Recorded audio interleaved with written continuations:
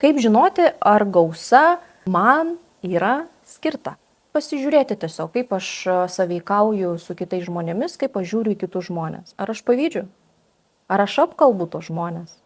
Kaip jiems pasisekė. Ir toks, atsiprašant, rusiškas žodis gnyla. Ar aš esu va toks žmogus? Jeigu esu, ne. Tikrai neskirta gausa tau. Antras dalykas. Baimės. Ką aš darau su savo baimėm? Nes iš tikrųjų baimės tai yra normalu, kiekvienas iš mūsų bijome.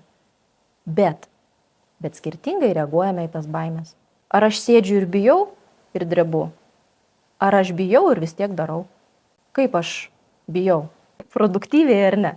Ir trečias dalykas. Ką aš galvoju? Ką aš darau? Negatyvas yra mano gyvenime.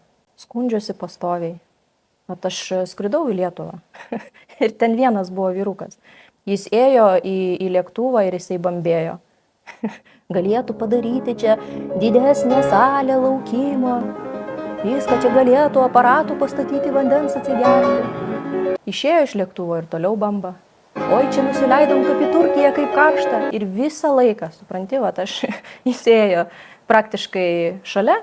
Ir jis visą laiką skundėsi. Tu jeigu tu toks irgi esi žmogus, tu gali pamiršti apskritai apie bet kokius pinigus.